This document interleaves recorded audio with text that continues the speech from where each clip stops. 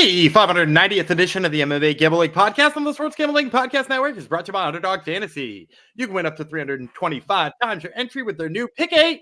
Sign up today with promo code MMA SGPN to claim your special pick and first time deposit offer of up to $250 in bonus cash. That's underdogfantasy.com, promo code MMA SGPN.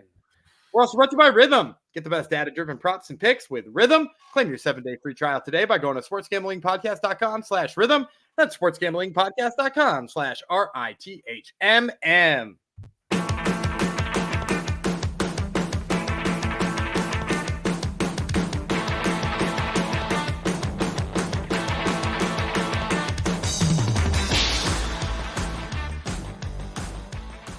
Howdy ho, Degenerinos. Welcome to episode 590 of the MMA Gambling Podcast on the Sports Gambling Podcast Network. This episode is dedicated to Lucas Alexander. If you know, you know. Oh, there it is. There's the laugh I was looking for. Two people laughed at that joke. Oh, no, sorry, not Alexander. I meant to dedicate it to Lucas Almeida. Lucas Almeida, yeah. There you guy. go. Follow-up joke. All right, I'm gonna. This is Gumby, everybody. Say hi to Gumby. I'm gonna take full responsibility for I this. wasn't trying to call you out. Dude, somebody put the comment on YouTube and they were like, dude, you spent that whole fight talking about Lucas Almeida as if he was Lucas Alexander. And like, first of all, I was like, wait a second. And I was like, carry the one. They fight in the same weight class. They're both Brazilian. Their first names are Lucas. Their last names begin with A. And they don't look not alike. Like, I'm not gonna say they're like they like look exactly alike, but they don't look not alike. And like, there's not a ton different about their style. Like afterwards, I was like, was my whole handicap wrong? Then I remembered I'd actually watched a Lucas Almeida fight because I had watched the Andre Touchy-Feely fight. Yeah. So I was like, I already watched him fight once. So like my handicap was correct. But also if it was Lucas Alexander, handicap exactly the same. I have no notes. It is exactly the same fight. I really need them to fight each other. I really Spider-Man meme. Yeah. I really need it.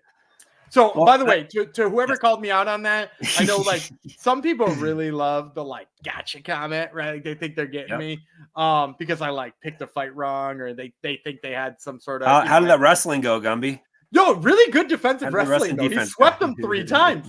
You know, I know. Exactly. Same thing. People love to rag. And like he countered the wrestling 3 or 4 times until he got tired. And of course, I'm talking about who am I talking about here? Oh yeah, Davion Franklin. Thank you, Davion Franklin.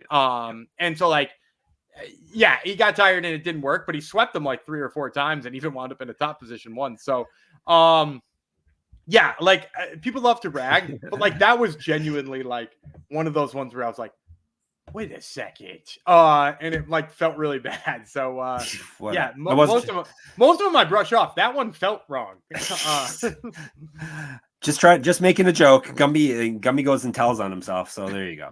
Hey, we're nothing if not transparent here. It's true. We are transparent. All right. Hopefully you got the first half of our PFL. I'm Jeff Chalks Fox, by the way. Hi. How's it going, people? And that's Daniel Gumby Vreeland, the other half. The American Denzel Washington, some people call him. We're doing the other half of PFL. We did the first half of PFL 5, which is going down Friday. You can't mark it on your calendar and pencil PFL because they change the days of the week frequently. But this week is a Friday from Salt Lake City, Utah. So we did the first 6 for you. Didn't have odds as of the recording, but Gumby thinks he got in on a few dogs for you. He definitely got in on a couple Canadians, regardless of what the odds are. So we're going to finish it up with the main event matches. I guess we got, 7 to do? 6. Is that right? 6 left. We did 7 last time. Okay, right. We already did 7. Whew. The hard part's over, Gumby. All right. We'll get into that after I tell you about Circa and Circa Millions and all the stuff you can win there with our help, of course. Circa just announced something, and once I scroll to it, they just announced that they're giving away $16 million in guaranteed prizes for Circa Survivor and Circa Millions. You sign up in Vegas, but you can play from anywhere with football contest proxy.com, promo code SGP, and you get $50 off if you use our code. So that's football contest proxy.com, promo code SGP. All right, we got you discount. Let's win you some money now. Second half from the Huntsman Center in Salt Lake City, Utah. Friday, 6 p.m. is when the first half, the first fight, not the first half, the first fight kicks off at 6, and then they take about an hour and a half between fights. So this one will probably start about 1, 2 in the morning. The main card will probably start 4 a.m. the I next kid. day. I kid. I also think had a feed. I don't know. I'm just going to throw this out here. I don't Yes. know if everybody else had a feed for PFL4 like I did, but they kept being like, we'll be right back after some words from our sponsors. And then for some reason, the feed I was in didn't go to any commercials. Yeah. It just showed the outside of the cage, and you could hear the announcer saying, like, we'll be back in 30 seconds. Yes. And then, like, I was like, why am I watching? Where are the actual, like, I'm not saying I want commercials. Yeah. But, like, shouldn't I have commercials? Yeah, I had that too. Yeah, okay. Yeah, that used to that's what got Sean O'Connell in trouble, right? That's when he was making the steroid jokes with yeah. So I don't know. I love Sean O'Connell. Shout out Sean O'Connell. He's one of the rare people who he's a lead play-by-play guy, a former athlete. That's usually you don't even get a shot at doing that. So yeah, he's great at it. To him. Yep, very good at it. All right, this is the lightweights and light heavyweights that we're covering this here event. And it's in the smart cage, and they're going to have a ghost cam, and they're going to have a found footage rough cam. Don't worry. They got you covered. And they're going to have live odds their odds were all wacky last night too. Like it just doesn't update fast enough to have the live odds on the screen. It like what the UFC does is perfect, where it like pops up in big moments when they can be sure it's correct. Right. But when it's constantly on the screen, you see a takedown or a fighter get stunned, and there's no way those odds can catch up fast enough. It's why sports books lock their live odds after big moments. Yeah. Yep, it is true. The smart cage should just give you the odds anyhow. So, all right, we're going to the kickoff of the main card, light heavyweights. Antônio Carlos Júnior from Brazil, Alex Polizzi from the United States of America. I'll tell you about Easy Polizzi first. I approve of the nickname. He's 10-4, 3 knockouts, 5 submissions. He's been knocked out twice. He's 0-1 in PFL. He's lost 3 straight. Before that, he won 3 straight. Lost via TKO in his last fight. That would have been round 1 of this tournament. He's not won since March 2022. 4-3 in Bellator. Was the LFA champion and a year younger than Carlos Jr. Cara de Sapato is the nickname. Shoeface. You may know him as. He's 6-0 with 1 no contest in the PFL. 2021 champion. So he won $1 million. He's won 5 straight fights, and he's gotten 6-0 with 1 no contest over his last 7. Won his last 5 via submission. Is not lost since January 2021. 7-5 with 1 no contest in the UFC. 3-0 in the Ultimate Fighter and the champion of his season. Used to fight at middleweight. 2013 Pro MMA debut. He's a multi-time world champion in BJJ. 2 inches of height, 7 inches of reach, and I think I forgot to say he's 16-5 overall in his career. I forgot to put all that stuff down. No knockouts, 12 submission wins. He's been knocked out 1 time himself. So don't play any knockout props is what I'm trying to tell you. Go ahead. Did you mention he was on Brazilian Big Brother? And he has 2 new contests too. No, Brazilian. See, I'm missing everything. I forgot to say 2 new contests and Brazilian Big Brother. Yeah, like that that helps. Go. Yeah. Based on the name value alone, Antônio Carlos Jr. should be a massive favorite here. Like I'll say -325. And I'm still riding with him in this one. Polizzi is just like Kirkland, Antônio Carlos Jr. Like he's a guy who has pretty good jiu-jitsu. Like he's got, I want to say it was Jamal Pogues he heel hooked in LFA. I'm going to say that's my official guess. I'll put the intern on it. I think Alex Polizzi heel hooked Jamal Pogues in LFA. And like his jiu-jitsu when he goes for like kind of crazy subs is fun as hell to watch. I was right about that. I saw the thumbs up. Yeah, main event. Yeah. It was. I want to say he got him in the 4th round. 4th round. 4th round, 41 seconds into it. Yes. The championship. That was 5 years ago. 4 years ago. Gabby remembers. Yeah, I can even see the position he was in because it's one of my favorite positions to go for a heel hook. It was like top half guard, and he pulled back on the right leg. So, are you a big heel hooker yourself? I am. Yeah, I really love the heel hook. So, but Polizzi, a very fun jiu-jitsu from all kinds of positions when he can kind of like sneak up on you. And the thing is like he can't sneak up on Antônio Carlos Jr. That's what Antônio Carlos Jr. does. And in addition to that, Antônio Carlos Jr. is like his fundamental grappling, like from a positional standpoint, slowly working to dig under your neck for a rear naked choke. Like all of that stuff is so sharp from him, and he makes no mistakes. So for me, like, I don't know, maybe Polizzi has like a slight striking advantage, but this fight's going to take place on the mat. And when it does, Antonio Carlos Jr. is the one who's not going to make a mistake, and he makes people pay for theirs. And Polizzi makes people pay for theirs too, but like kind of with wild movements that like won't work on a technical guy like Antonio Carlos Jr. So give me Antonio Carlos Jr. here. Even if he's a massive favorite, I think he's the play. All right, we are sticking with light heavyweight since yesterday's was pretty much almost all lightweights. We have a fighter whose name doesn't even fit on the Tapology main page. It's so long. And if you look on the bottom of our YouTube video, we have to use 2 lines for it, which is kind of fun. Dovletdzhan Yagshimuradov. Yeah, Yagshimuradov. Yagshimuradov. He is from Turkmenistan. I can't even say the Turkmenistan. Yeah. Turkmenistan. Very nice flag in Turkmenistan. He is up against Simon Biyong. Another good flag. He is from Cameroon. So we got a couple interesting countries you don't hear a lot of fighters from here.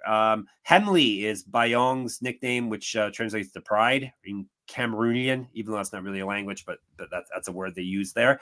He's 9-4 with 7 knockouts. He's been submitted twice. 0-1 in PFL. He's lost 2 straight and gone 2-3 over his last 5. Got submitted in his last fight.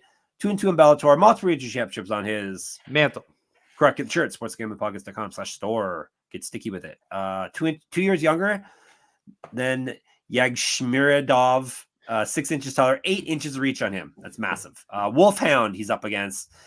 Wolfhound is 22-7-1. That's much easier to say.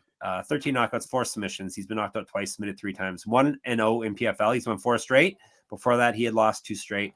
Won his PFL debut by TKO. He's not lost since October 2021. Went 0-2 in Bellator. He as well has multiple region championships on his mantle.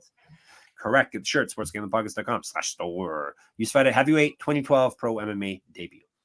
So Yagshimuradov should be a big favorite here, probably -300. Biyong, I do like how he strikes. I do like that he like goes for things. Like he's not afraid of letting go. And in a tournament like this, especially one where you're down on this, you know, like he doesn't have any points, right? He got submitted by Antonio Carlos Jr. in the first round. When you got no points, you kind of have to let everything fly. And the thing about him is he's already not afraid to let everything fly. But I think that does him a big disservice here because like Yagshimuradov, first of all, really good counters. You know, like one of the things he does really well is even if he is moving backwards, he lands pretty nice counters, particularly the left. I really like his counter left. And then on top of that too, his reactive takedowns where he ducks under something and gets in on the legs, it's there too. So, you know, like between those two things, you know, the fact that we watch Biyong, you know, look kind of good on the feet. And actually, I think I even picked him against Antonio Carlos Jr., thinking Antonio Carlos Jr. coming back from Big Brother would just suck. And then he didn't. Really, he was training in the house, apparently. Yeah, I want to say he won, but I could be wrong about that. Maybe I'm just remembering that Misha Tate won Celebrity Big Brother. But like Yagshimuradov, like should be able to mimic enough of that game plan. And even if he doesn't, I think his ability to just like stay away from the big bomb, pick him apart with the counters, you know, like he had a knockout in his last fight. I could see him knocking out Biyong again, but more importantly, I could see him just like putting Simon Biyong into like very deep water with the grappling, getting him to the ground and just, you know, sort of wearing him out there and maybe even finding a submission. So give me Yagshimuradov here. Even if that number's big, probably still parlay fuel for me. How big are we talking? I mean, I think I said originally -300. Yeah. If it ballooned much above that, obviously that's not adding much value to your parlay. So I'm like, maybe not getting down with that. But like, if it's in the 3s, like it's probably still worth mixing it up. Especially if you have a 12-fight parlay, it's barely barely moving back. Right. He's back on the attack, ladies and gentlemen. Yeah, I'm on the attack. Here he comes. Yeah. I can tell you about Underdog Fantasy, and we're going to pretend the NBA playoffs are still on. Pick 8 is now live for the NBA Finals. Create entries with up to 8 picks, and Underdog will automatically double flex entries so you can miss up to 2 picks and still win your entry. With more picks to make and extra ways to win, the excitement is higher than ever. The best part, you win up to 325 times your original amount. You can now use specials and boosts on all flexed entries. Gumby, what's your pick for the game that probably isn't happening next. I'm gonna say when the Celtics go home, you can take the higher if they go home. You can take the higher than on Jaylen Brown's points, and you can even use the Pick'em Scorcher, which has had him up around like 31.5. I think in that home game he's gonna have something to prove, and he's gonna go off. Fantastic. Don't miss your chance to try it out before it's gone, assuming it isn't gone already. Under our fantasy will still be there, and so will our code that you can use to get yourself some special stuff. That's MMA SGPN, and you can claim your special pick and first time deposit offer up to $250 in bonus cash. Underdogfantasy.com, promo code MMA SGPN. All right, we're sticking with light heavyweights. We're moving on to Rob Wilkinson, Australia, Josh Silveira from United States of America. Silveira, Koninha, Little Conan is 13-2, 6 knockouts, 6 submissions, never been finished himself, 6-2 in PFL.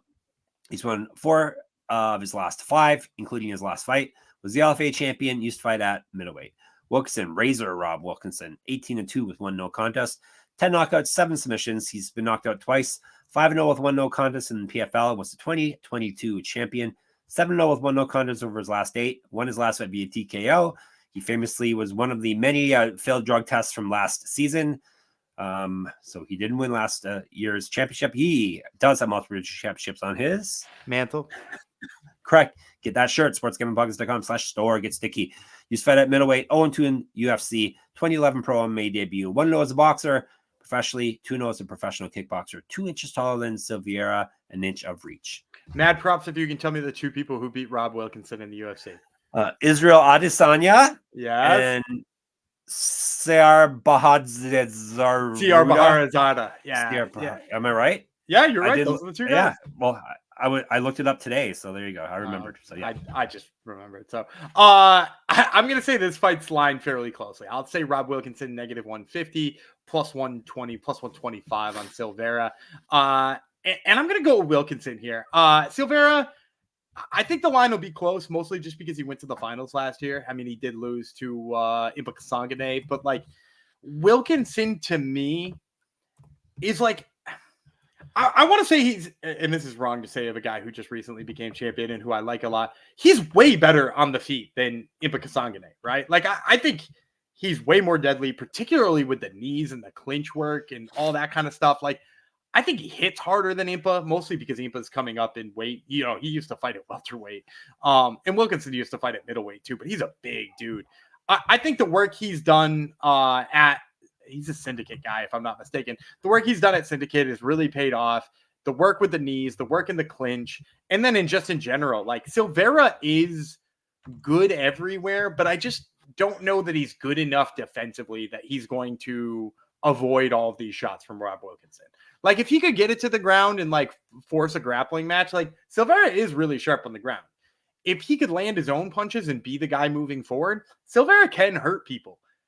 I just don't know that he'll do any of those things against Wilkinson. Wilkinson, I think, is going to move forward. He comes forward with quite a bit of intent. And I think once he starts landing those knees and he starts, landing his shots, finding his range, I just see Silveira trying to circle away constantly, getting cut off and getting eaten up. So, yeah, give me Rob Wilkinson here. And if we are looking at another place that has props, which, like, they kind of show up more for PFL than they do for a lot of other promotions, definitely. This is one of those spots where I'm looking for a KO prop for Wilkinson.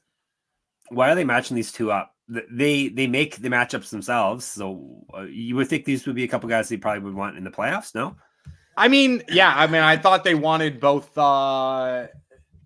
Who is it? It was Talia Santos and Jenna Bishop in the playoffs too. Yeah, put them against each other and they made the playoffs anyway. So I mean, kind of a crazy thing. Yeah, and I can't even. Usually I can look to the division and say like, oh, here's the PFL's darling. The PFL's darling is this person. But like, I don't know. Who's their darling? Maybe Antonio Carlos Jr.? Maybe. I mean, it's not Yagshimuradov unless they're really trying to, corner the market of Turkmenistan. Like, I don't think that's it. So I think they have already. So yeah, they've got all the Turkmenistani fighters. So I don't know why they're matching these 2 up. It seems like a bad move. One of them, I mean, you should split up the first prelim and just let both of these 2 trounce those 2 guys. Yeah, exactly. Yeah, there's enough people who lost that they could have. The winners should be fighting losers, but maybe that messes up the the point system. I don't know. Excuse me. Yeah, still got a cough, ladies and gentlemen. All right, we're moving to lightweight fight. Patricky, Freire, Brazil, Bruno, Miranda, Brazil. Miranda, Robusto, which means robust. He's 16-5 with 9 knockouts, 2 submissions. He's been knocked out twice, submitted 3 times. So he's been finishing all of his losses. 3-2 in PFL. He's lost 2 straight fights. And before that, he had won 7 straight. Both of his past 2 losses have come via finish. He's missed weight in the past. 2011 pro MMA debut. 0-2 as a pro kickboxer. 4 years younger than Freire, 2 inches taller. Freire famously is a Pitbull. He's 25-13. 17 knockouts, 1 submission. He's been knocked out 4 times, submitted once. 0-1 in PFL. He's lost 2 straight and only won 1 of his last 4. Did lose his last fight via TKO. Went 16-10 in Bellator and was the former champion there. 2005 pro MMA debut, 4 inches of reach on Miranda. I think Pitbull's going to come in here as a favorite. I'm going to say like -250. And I don't know why, but for some reason, the books, maybe when the books post the lines, they think they're talking about Patricio and not Patricky. Like I'm being serious. Like I'm joking, but also I'm like totally being serious. Because every time I see a Patricky Pitbull line come out, I'm like, do they realize which Pitbull brother this is? Because he's not. Yeah. I mean, he's not there anymore, to be completely honest. Like, he's a guy who, like his brother, sort of made his hay through his career with being the guy with explosively fast striking. And he just doesn't have that anymore. No. You know, like he went toe-to-toe twice with Peter Quelly. And I'm not here, you know, he's catching a stray bullet here. I'm not here to knock Peter Quelly. But, like, that's not the level of fighter he's fighting anymore. And, you know, like, Alexander Chablis showed that he like has kind of like lost a step, and in his was it Clay Collard who beat the hell out of him in his last fight? Like just showed, standing TKO if I'm not mistaken. And like Pitbull just showed like he doesn't have the speed to keep up with these guys who are like still young and fast. And like, yes, Bruno Miranda has lost 2 straight fights, but Bruno Miranda has lost 2 straight fights by people taking him down and beating him up on the mat. Right? It was Olivier Aubin-Mercier in one of them. And again, just like ground and pound TKO, taking him out that way. I can't remember what the other one was, but I want to say it was a rear naked choke loss. And again, just by a guy out wrestling him. This fight's going to take place on the feet. Miranda hasn't lost as many steps as Patricky has. And for some reason, I'm almost positive Patricky will come in here as a favorite. So if that's the case, get on Miranda before the books flip it around, because I think the money should keep coming in on Bruno Miranda here. He's fast enough. He's got the power. You know, until he ran into a couple of wrestlers, he was on a really nice run. Give me Bruno Miranda here. What do you think, or what's the range you would bet him at? I'd take him up into being like a -140, -150 favorite, and then I'd still think about him up to -200. But I mean, like obviously any dog price, given that, you know, the sentence I just said, any dog price is like, you know, a home run. Yep. All right. Yeah. And Freire, you got to worry about the chin too, all the battles he's been in. And if he's going to still fight like he's got concrete in his hands and he doesn't anymore, then he's going to get a and I just pulled it up. The last 2 guys he's beat were Roberto de Souza, who again, just a jiu-jitsu guy, and he got beat by leg kicks, and Peter Quelly.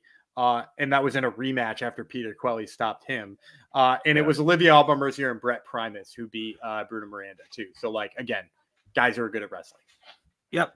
All right. Before we move on, let me tell you about Rhythm. If you're betting on NBA player props, then you need to download Rhythm. Rhythm is a prediction and projections app that makes data and analytics in sports betting easy for everyone. Rhythm's predictive models were born from the brains of MIT data scientists and quants with over 3 years of data, and that helps drive you to better AI-backed betting decisions. Prop predictions are paired with trend graphs so you can see for yourself whether or not the projection has meat, making betting easier for sports bets or DFS picks. An example is one of the things you can do with Rhythm is you can use it as a way to unearth some gems. Rhythm was on Tatum, Jason Tatum, under assists and rebounds the other night when the world and Twitter said bet his over. The robots knew in advance what to do. From superstars to bench players, Rhythm finds the best player prop lines, all backed by best-in-class data. Without you needing to endlessly scroll a sportsbook or look at multiple sites for trends and predictions. Claim your 7-day free trial today by going to sportsgamblingpodcast.com/rhythm. That's sportsgamblingpodcast.com/RITHMM. And don't stress. if you're looking for tickets for an event last minute, Game Time has got you covered. And Game Time is now an authorized ticket marketplace of Major League Baseball, which makes getting tickets even faster and easier. Prices on the Game Time app actually go down the closer it gets to the first pitch. With killer last-minute deals, all-in prices, views from your seat, and the lowest price guarantee, Game Time takes the guesswork out of buying MLB tickets. Actually, the tickets get cheaper closer you get to the event. You can save up to 60% if you're buying last-minute tickets for sports, including MMA, concerts, comedy, theater, and more. Like I said, seat view, lowest price guarantee.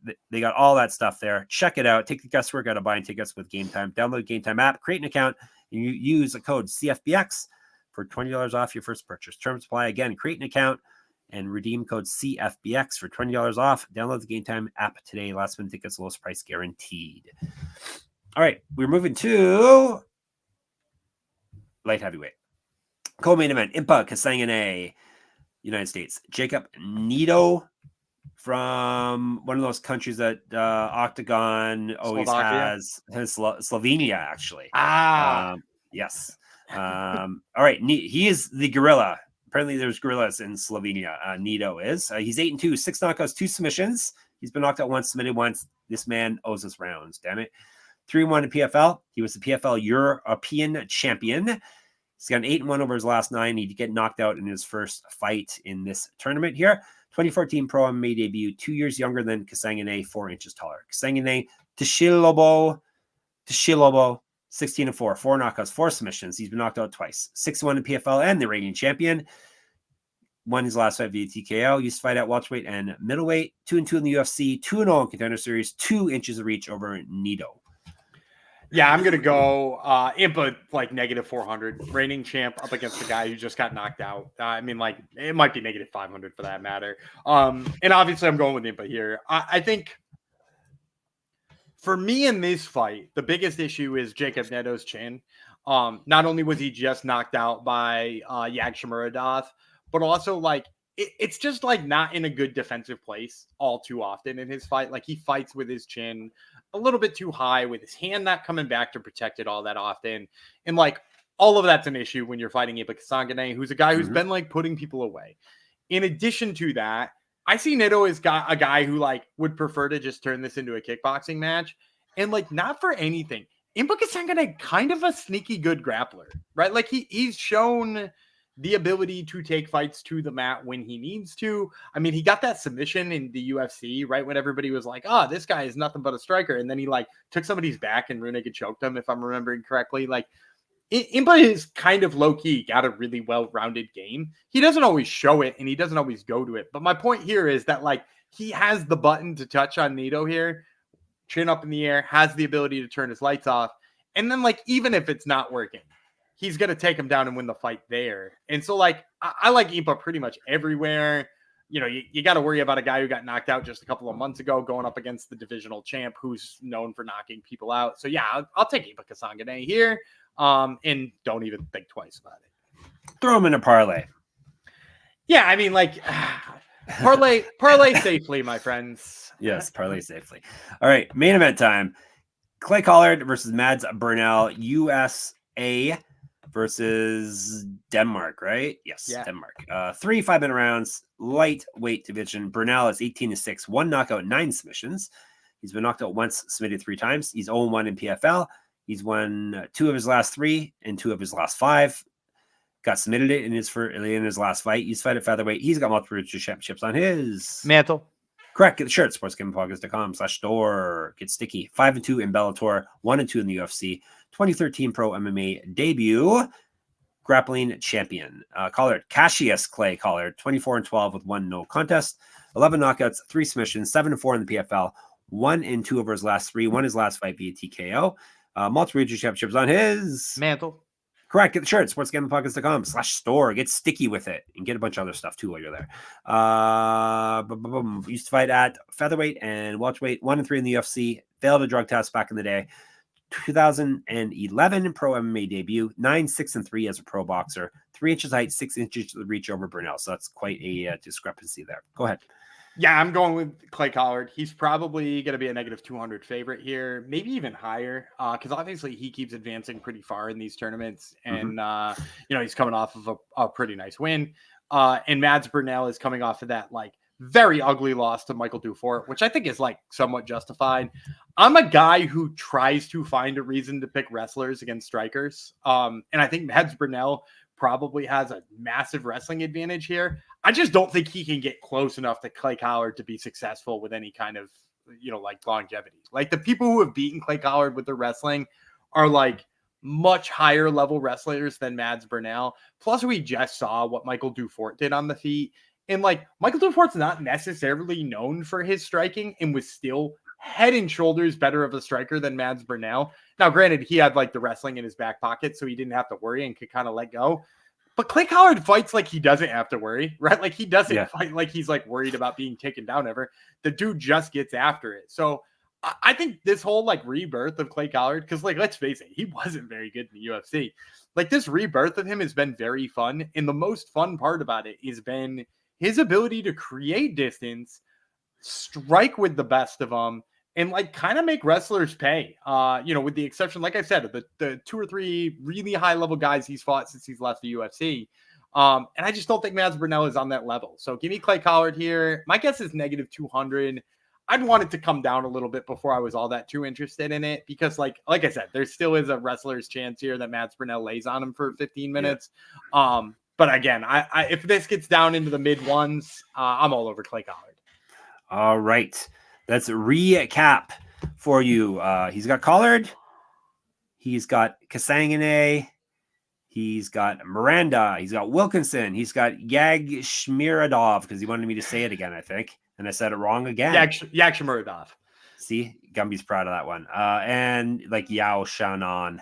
And he's got Carlos Jr. Did I get it all right? You did, yeah. And Peter Quealy, you caught some strays. Sorry, Peter. No fault of your own. All right. Shout out you. Shout out you. There's a good thing. Shout out you. All right. What should we do? We should probably say goodbye. We're going to be back tomorrow, though, and the next day. Tomorrow is all about the LFA. So in the meantime, the Discord is sportsgamblingpodcast.com/Discord. You can catch us in there at all hours of the day, or catch someone in there. You can check us out on Twitter, SGPN MMA, at Gumby Vreeland, at Jeff Fox Writer, and I'm the same handle on Instagram.